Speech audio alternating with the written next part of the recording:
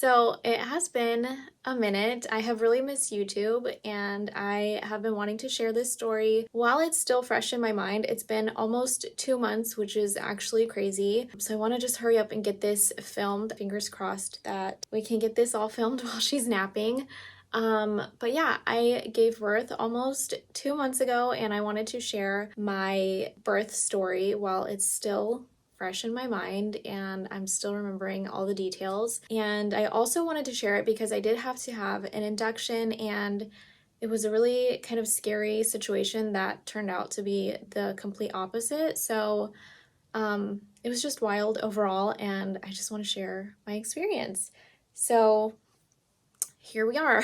Before I get into like the actual like birth and the start of the induction and everything, I do want to give a little context on why I had to be induced and what was going on. I do want to also give a content warning because I'm going to be talking about pregnancy complications, and if that's something that you don't really want to hear about, then you can just skip past this or just not watch the video if that's not something, like I said, you want to hear about. Also, sorry if it looks like I'm not looking straight ahead. My camera is like off to an angle and I am just looking at my camera, so if it looks like I'm looking in a weird direction, that's why. Like I said, just to give some context on the pregnancy, I didn't have really complications or anything. The main thing that we kind of dealt with throughout the entire pregnancy was that she was always measuring small. In the very beginning, when they were doing like the dating scans to confirm my due date, she wasn't quite measuring more than a week behind, so they didn't change it, but that was one of the things that we dealt with. And then around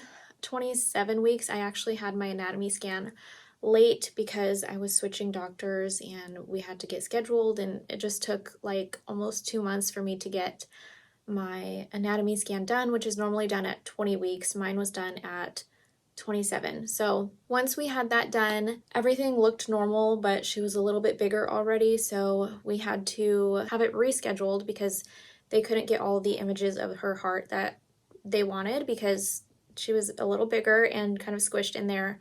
So we had to have that rescheduled. We went back in probably 28, 29 weeks and had another anatomy scan done, and they still weren't able to get the images of her heart because she was too big for them to really get a good view. But also at that rescheduled anatomy scan, they thought that her head might be on the smaller side, and they referred us out to maternal fetal medicine to have a more detailed scan done to just make sure everything was fine. So that was scheduled for probably a week or two later, and we went and had that appointment and everything was totally normal. The specialist doctor that we had seen was like, everything's fine, you don't need to be here, it's just precaution that they sent you here, don't worry about anything, her measurements are perfect, she's great. So we were like, okay, better safe than sorry. Obviously they're just being thorough, so it was kind of like we were a little bit freaking out in those in that week or two because we were like, oh my gosh, like what if something is wrong? And it turned out to be totally fine. So we were very relieved after that. The doctor just did want us to have like a growth scan done 4 weeks later, just check on things, make sure she's growing at a good rate. Everything was fine, and then we had gone back to my normal doctor to have the growth scan done. That day, she was actually in a really funny position and she was not head down and she was facing my spine, so they weren't able to really see anything to kind of take any of her measurements. So we again had to reschedule the ultrasound and come back. I don't remember what exactly happened, but I think they were all booked up for like the next 3 weeks. This was a lot closer to the end of my pregnancy that we went back and had the scan. So probably I was like 36 weeks that I went and had the growth scan. I don't know if it was a second growth scan or they just had to book us that far out because they didn't have any available appointments. But we went and had that done, and the ultrasound tech noticed that there was some kind of like abnormality with the umbilical cord. Went over it with the OB at my normal office, and they decided that I should again be referred out to maternal fetal medicine and go have another more thorough scan done to make sure that everything was okay. This time we were like, oh, we've already done this, it's probably nothing. And we just were not worried about this appointment at all until literally like as we were on our way there, I started to get nervous because I was like, wait, what if it is like something? Because the whole time we were just thinking about our last appointment to maternal fetal and how we were super extremely nervous and super scared, and the doctor was like, there's no reason for you to even be here, it was just out of caution, everything's great, go home. So the whole time that's what we were just like expecting, like, oh, it's gonna be nothing, like they're just gonna send us home again and tell us it was just a precaution, everything's fine. And then 10 minutes before, like, we're pulling into the parking lot as we're about to go into my appointment, and I'm like, wait a minute, what if it's like actually not, like I didn't mentally prepare for a different outcome until we were pulling into the hospital. So then I started to get a little freaked out and a little bit nervous. So we go into the appointment and we have someone come in and do the ultrasound. For these appointments, they have someone do the ultrasound and then they basically schedule you for another appointment like immediately after, where the doctor comes in and discusses all the results with you. So the ultrasound tech came in, does the scan probably for about 30 minutes or so. Like I said, they just do a really detailed scan and look over every part of the baby and also the umbilical cord, because that was the reason we were there. And that was that. They don't really tell you what's going on. And, she finished up and was like, okay, the doctor will be in a few minutes after she goes over everything and she'll discuss the findings. So we sit there and we wait. The doctor comes in and kind of asks, like, if we know why, like what the concern was, and I kind of explained my understanding, which they saw something kind of strange with the umbilical cord and they just want to make sure everything's fine. So from there, she goes, okay, so I'm just going to show you.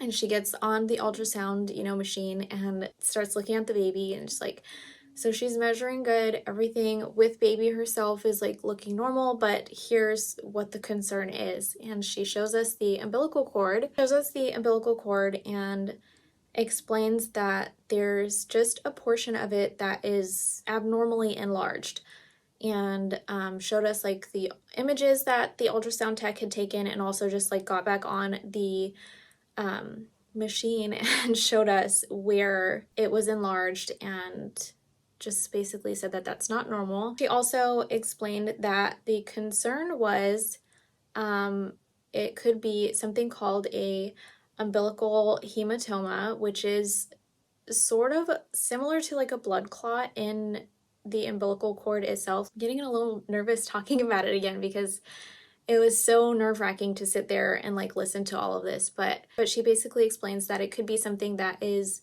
disastrous, which like meaning fatal, for babies that have this condition with the umbilical cord and everything's okay, and then suddenly the baby's vitals can completely tank within a few minutes and it's now an emergency situation. So we're sitting there listening to this and I'm just like, what?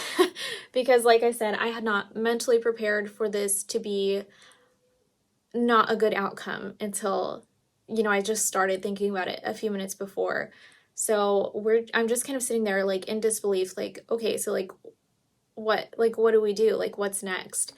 So like I said, she had explained that it could be this umbilical hematoma or it could be nothing at all, but there's no way to tell. And if I were to just continue on in my pregnancy and it was, the hematoma and it were to rupture on its own randomly, it would be disastrous. Or if I were to like go into labor on my own and something were to happen, it could also just not be a good situation. So then she explained, she's like, I'm really going to recommend that you are induced like ASAP. And so I'm thinking, because I'm just not really registering and I'm just trying to take in all this information and trying to process all of this at the same time, I'm just like, oh, okay, like we'll get induced then, like that's fine. And I'm thinking, normally when I think of an induction, like that's something that's like scheduled, like you got to make an appointment, maybe next week, like we'll come in. This was a Friday when we were in the hospital. So I'm thinking like, like next week, like maybe Tuesday or Wednesday, they'll have us come in or something like that. And I'm just sitting there like, okay, like, so we have like a few days to prepare or something. This is what I'm thinking in my head. And she's like, where are you actually delivering at? So I told her the hospital we were delivering at. And she was like, okay, I know some of the doctors there. I'm gonna go ahead and tell you to just call when you leave the appointment and see if they have any rooms available in labor and delivery for you to go in and get, start your induction. And she said if they don't call back by tomorrow, definitely call them again to get something scheduled. And I'm like, okay, so like we'll schedule it this weekend and then maybe go in on Monday or something like that. And she goes, actually, I just realized I know some of the doctors who work there and I have their numbers in my phone. So I'm going to go ahead and text them and see if they have, any rooms available for you right now. And I'm like, oh, okay, like to find out the schedule. That's what I'm thinking. No, that's not at all what she meant. When she said like ASAP, she really like was meaning like now, like if you can go today to get your induction started. And that was not registering in my mind. So basically at this point, I'm really freaking out. We finished up the appointment and the doctor was actually super incredibly nice. She got back on the ultrasound and like flipped it into 3D and gave us like a little 3D photo of her face. And she also told us that she was measuring 5 pounds and 8 ounces at that moment, which was really cool because when she was born, she measured 5 pounds and 9 ounces. So that was like the most accurate scan ever. But we left the appointment, walked out, went to the car. Once I was in like arm's length of the door handle of the car, I'm immediately like bursting into tears and sobbing, hyperventilating, super scared and freaked out because I just couldn't believe that this was the outcome of this appointment. It was super scary. On our way home, the hospital that we had gone to for this appointment was like 45 minutes to an hour away from our house. So we had a little bit of a drive to get home, and I think I just probably cried for like 30 minutes straight. And then I looked at my husband and I'm like, well, if it happens to be sometime this weekend or something, like we've got to make sure like we have dog food enough for a few days and there's enough snacks and drinks and everything for everybody to be comfortable at home for the next few days if we're in the hospital. So we stopped at the store, went to the grocery store, walked around super quick just in case, and got all of our stuff. As we're checking out, I pick up my phone and I had a missed call from my doctor's office. And so I'm just thinking like, oh, they're just calling to schedule, the induction and see if we have like some time to come in at some point. And I called them back and told them I had a missed call, and the girl was actually like, oh, okay, so can you come in by 5:30? I'm like, huh? Like 5:30 right now? At that point, when I was on the phone, it was 4 o'clock. And so she's like, can you come in by 5:30? And I'm like, oh, yeah, I guess I can try. I have to like drop my son off and get my hospital bag, but we can try to be there by 5:30. And she was like, oh, that's okay. Like, as long as you're kind of like aiming for that time, we are ready for you. We have a room available. Just get here as soon as you can. And so I'm like, oh my God, like now it's really real. Like they weren't kidding. Like it's actually serious and we have to go like tonight. So I was walking out of the store in the parking lot, put my sunglasses on and just like crying on the way to the car. Because I'm so scared. Like induction, you just think, I'm not heard a lot of positive induction stories, which is why I'm filming this video, but yeah, immediately terrified because like now I don't even have like a minute to process what's going on. I've got to just go get induced tonight. So I'm freaking out even more. We get in the car, drive home, go inside, run around like crazy people, me and my husband, making sure we have everything in our hospital bags, making sure everybody has what they need, making sure we have the car seat in the car, doing all this stuff. And we left the house at like 5:15 probably and got to the hospital like at 5:30. So it was just go, go, go, go, go, go, go until we got there. And then once we were there, we kind of had to sit and wait and sign some paperwork to like check into labor and delivery. So once I got to my room, it was probably closer to 6 o'clock, and the nurse, our first nurse that we had, she came in and was like, how are you? Are you doing okay? Like, we are all ready for you. Hopefully everything's okay. Like, don't freak out. You're in good hands. And I literally looked at her and I was like, oh, do you have tissues? Because I'm probably going to be crying a lot because I'm really scared. And I started crying again. So that's kind of, I was just super nervous. But that's kind of how everything was at that point. I could not stop crying. So we go in and talk to her for a minute, and she explains that the doctor who is going to kind of be going over the induction plan with me and everything is busy. I think she was helping with another delivery, but she was going to come in at some point and talk to us. But at that point, they just wanted me to get changed into a hospital gown or my own gown because I brought my own, and just kind of relax and hang out until the doctor came in and we could go over a plan. So after I was dressed, they did come in and put the fetal heart rate monitor on me and the contraction monitor, which I had to have on the entire time. So a couple hours later, I'm not sure exactly the time, but it was probably like 8 o'clock. We finally saw the doctor. She came in and, explained everything that was going on. She was actually the one who was texting with the doctor at the other hospital during my appointment. And yeah, she kind of wanted to go over the plan for the induction, like what we wanted to do, what I was okay with, what I wasn't okay with. And from there, she did a membrane sweep, which was super uncomfortable, but not too bad. And they recommended that we start on Pitocin to start my contractions. She also did a cervical check to see if we were dilated, and I was dilated to like 1 centimeter at that point, so there wasn't a whole lot going on. Also, she wanted to do a like stress test, like a contraction stress test on the baby, which just meant that they would put me on Pitocin for about an hour and kind of see how the baby would react and if she was okay, which would tell them that I was okay to have a vaginal delivery if she was able to withstand it. Otherwise, if she didn't do good during the Pitocin, then it was just gonna have to be a C-section.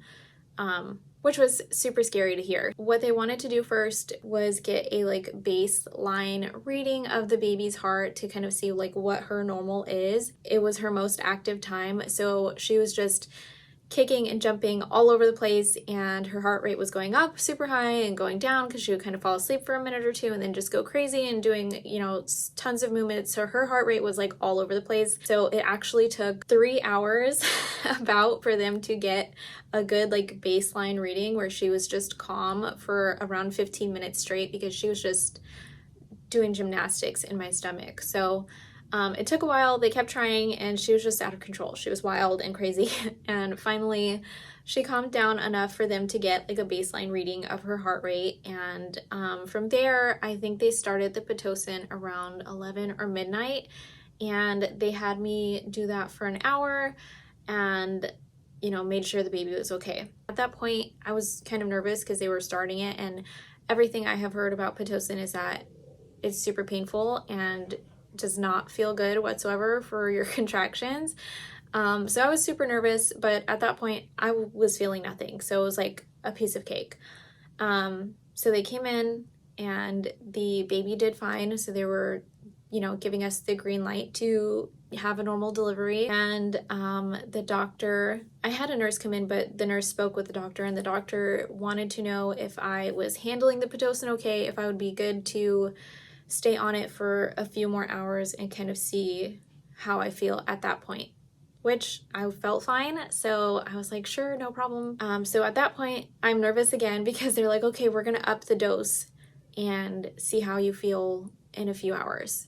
And if you're uncomfortable or you need some kind of pain control or medication or anything, then let us know and we'll get that started. I felt for those 3 hours, again, felt totally fine. During those 3 hours, they would actually come in and check and see how I was doing, and then they would up it a little bit higher every time. At that point, I was just probably feeling mild cramps and that's it. I was just sleeping really, and I was just getting woken up the entire night. Like, this is the normal thing for the entire rest of the time I'm there, was that the baby would move away from the monitor and they would have to come in and adjust the heart rate monitor on my belly, or I would toss and turn. They just had to keep coming in and adjusting everything on my belly probably every 20 minutes the entire time that I was there, which I wasn't getting a lot of good sleep because of it, because I was just falling asleep and then waking up and falling asleep and waking up. After those 3 hours had passed, I was still doing fine on the Pitocin, and they actually kept asking me, like, are you feeling any contractions? And I'm like, I think so. Like, I don't really know. Like, it doesn't feel horrible. Like, I'm not feeling really a lot of pain. Maybe I'll feel like a little cramp here and there, but like that's it. And they would come in and be like, okay, well, you're having a contraction right now. Like, are you feeling this? And I'd be like, no, like, is this bad? Like, is it working? So then they would up the Pitocin again. And that's just basically how that went the rest of the night, where they just kept upping the dose every so often. Okay, she started to wake up a little bit and my husband just got home, so I had him take her so I can finish my video. But yeah, so I did Pitocin the entire night, and they kind of just would come in and up the dose every now and then. And the next morning, the same doctor was still on shift, so she came in to check the progress and see, you know, if anything worked. I don't know what time it was, but it was in the morning, probably maybe 8, 10, somewhere around there the next morning. She decided to do a cervix check to see if anything had progressed, and at that point I think I was only 3 centimeters dilated. So we went from 1 when I first got there, and after being on Pitocin all night, it had only changed to a 3, which I was kind of a little sad because I was hoping we would have made a little more progress overnight from being on Pitocin all night long. I was having consistent contractions the entire night, but there just wasn't a whole lot of dilation happening. While she checked, she also did another membrane sweep just to help keep things moving along. And from there, because there wasn't a whole lot of progress, the doctor recommended that I have my water broken, and she recommended some other things to try, but I was just like, I don't really know about that. They seemed a little scary to me, so I was like, I don't really want to do that. We can go ahead and, you know, break my water. I did let them know that I didn't really want to feel them breaking my water because that was a little too scary for me. I don't think it's really even painful, but I was just like, I don't want to know. I don't want to know what's going on or deal with that at all. So I asked at that time if I could have the epidural first before breaking my water. So at that point, I had not had any, you know, pain medication or anything at all, and it was so weird because compared to my first pregnancy, I had the epidural at 9 centimeters and I felt like I was gonna die. Like, I was in so much pain and I was like begging, like, I need it now. Like, I can't do this anymore. So to go from that experience of needing the epidural to now I'm just hanging out, sleeping, taking naps, eating a popsicle, some Jello, like there's like no pain whatsoever, especially after being on Pitocin all night long. It just seemed super weird to be like, yeah, I guess I'll get the epidural now, even though I'm like, I don't need it. I'm totally fine. But I just figured we would go ahead and do it so that we could break my water and hopefully move things along. So they had the epidural person come in, which was around 11 o'clock, and he did the epidural, and my nurse was basically coming in and she would have me lay on one side to kind of completely numb one side for 30 minutes, and then I would turn to my other side and make sure my other side was completely numbed. And then from there, I was just basically tossing and turning. I would lay on my back, I would lay on my side, I would lay on my other side, I would lay on my back, just to make sure that the epidural medication is fully numbing my body and that it's not only working on one side or something like that. So that's pretty much how the rest of the laboring went, was just tossing and turning. And it's also super difficult when you cannot feel your legs at all. So I just basically had her rolling me over the whole time. But shortly after the epidural, probably around noon, they, I believe it was the doctor that came in and broke my water. I don't know. I had a different doctor at that point because the first one Her shift ended, so I had someone new, and someone, I don't know who, came in and broke my water, and that was that. Then it was just more waiting and tossing and turning in bed, and I'm sleeping on and off the whole time because, like I said, the entire night before, I was getting woken up literally every 15 to 20 minutes because the monitors had to be adjusted. It was just constant adjusting of that, which just woke me up. So the next day, I'm just, sleeping, waking up to turn, adjust monitors, sleeping, waking up to turn, adjust monitors. And I woke up and a new nurse had come in, and she explained that the doctor was going to be coming in a few minutes to just check on things because they noticed on the heart rate monitor that the baby's heart rate was dipping a little bit. And she said it's not too much of a concern, it's not anything scary, but we do want to make sure we know what's going on.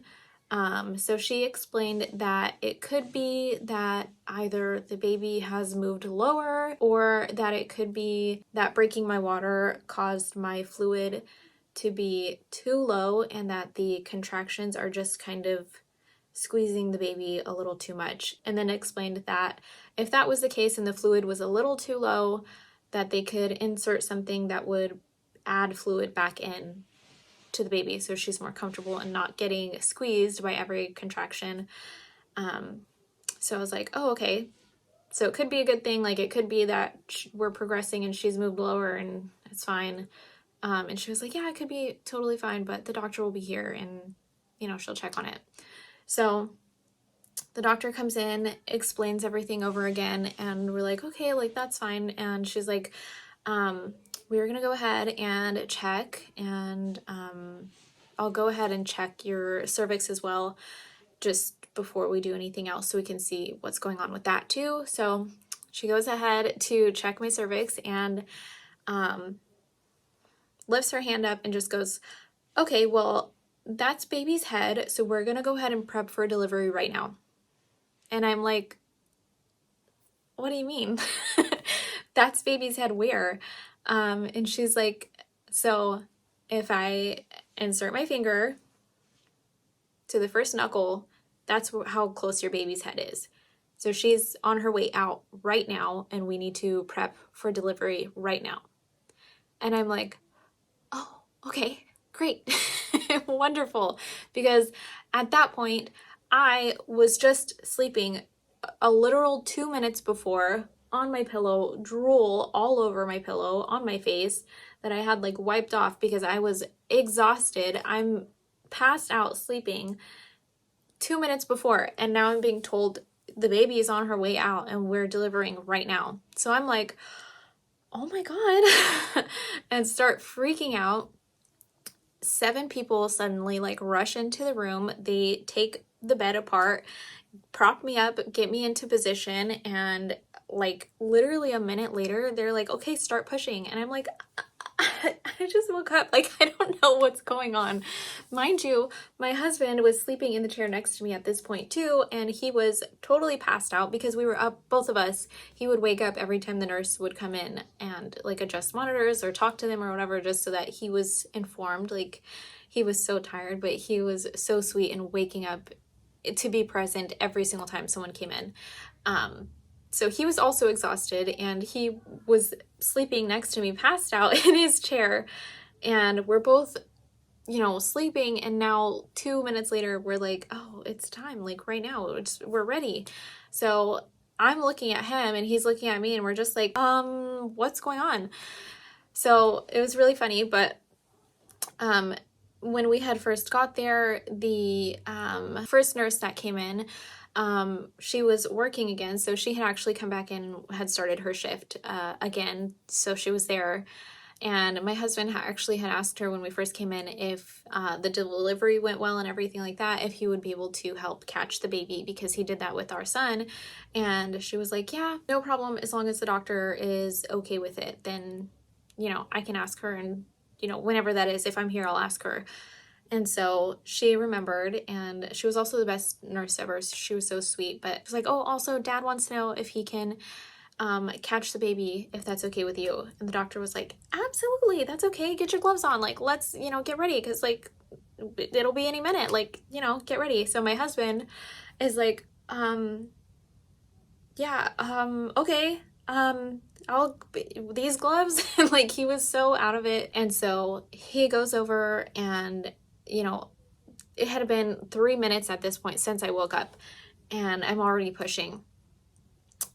A few minutes later, less than 10 minutes later, she was born at 5:04 p.m. You're crying. I'm gonna cry.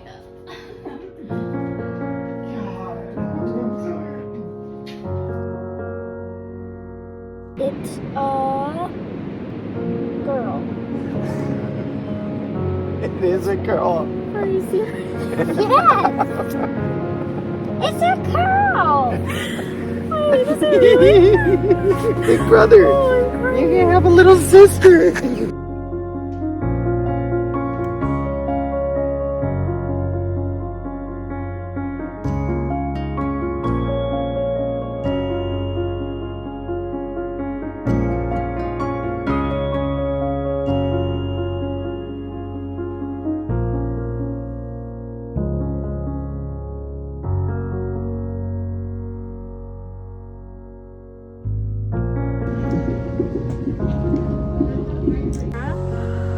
Doing great, honey. Your lungs. You're doing great. 9, 2, 3. There it is. There it is. There's the head, honey. There's the head, baby. There we go.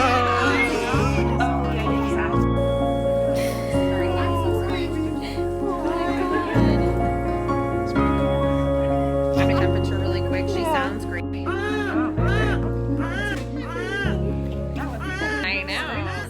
5 pounds and 9 ounces.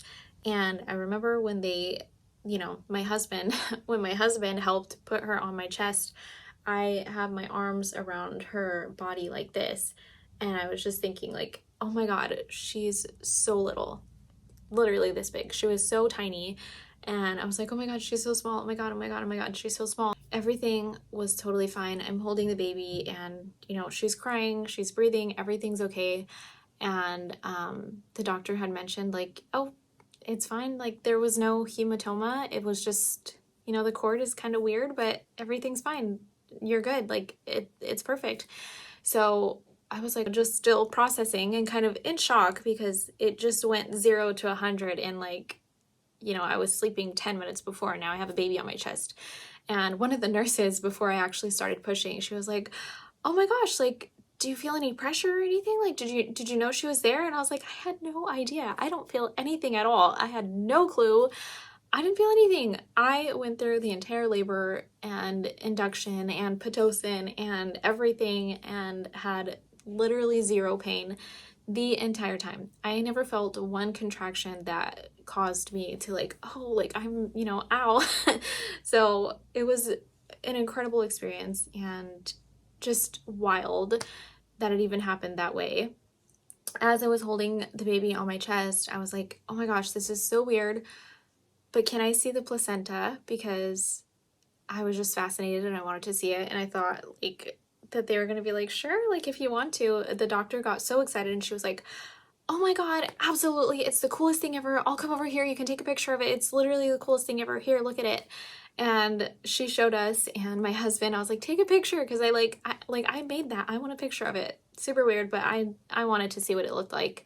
But also the cord, the umbilical cord, was in the same container with my placenta, and she was like, look here, you can see the cord and what was concerning and what looked like a hematoma, but it was just a large thickened portion of the cord and there's no explanation or reason, and sometimes that happens, and yeah, here it is. So we got to see it and look at it, and it just ended up being this like weird thing for no reason that wasn't dangerous at all, but we knew that going in, and the doctor actually explained, like I said, this could be catastrophic or this could be nothing at all, but if it is, you need to go have the baby ASAP. So we're super happy with how everything came out, and we're so glad that it wasn't this catastrophic thing. But I'm also super happy with my entire labor and delivery because it was just like incredibly amazing. And obviously going into it, it was super scary, and you think like, oh my God, like this is gonna be a horrible, painful experience, and it just was not at all. Also, one of the like most memorable things of the entire experience was after we had the baby, they send you to the postpartum rooms, and I still wasn't able to walk, so they just wheeled my bed out into the hallway and, you know, across the floor to go to the postpartum section of the hospital. And I'm holding the baby, I'm in my bed, in my hospital bed, getting wheeled down the hallway, and we passed probably like 30 nurses all at these different little nurse stations and just in the hallway, and I'm not even kidding, probably 20 of them, at least 20 of them turned over and looked and was like, oh my God, congratulations, are you kidding, you look beautiful, you look so incredible, oh my gosh, you look amazing for just having a baby, wow, oh my gosh. And I was like, what are you talking about? It was so nice. It was like, obviously I felt so gross because I just gave birth, and I'm like, you know, crying and, you know, sweaty and whatever else, nervous and everything. And literally almost every single one of them, they were also turning and like talking about how pretty I looked within themselves as we passed by. It was just the nicest thing. I'm sure they probably say that to every mom they wheel down the hallway, but just hearing that after giving birth is, I was just like, oh my gosh, like you guys are so nice, like I'm gonna cry. But I hear my baby crying downstairs, so I'm gonna wrap this video up. And yeah, that is my birth story, my positive induction story. And yeah, hopefully you guys enjoy this video, and hopefully it helps make someone out there a little less nervous about getting induced. And yeah, I'm so excited I was finally able to film this. I'm gonna go ahead and wrap this video up and see you guys hopefully soon. I'm sitting in the nursery right now actually, and it's totally finally like completed, and I really want to share like a nursery video to show you guys how I decorated it and everything, because it's seriously so stunning and like my favorite room in the house right now because it's just so pretty. But yeah, thank you guys for watching this if you do, and yeah, I will see you guys in the next one. Bye.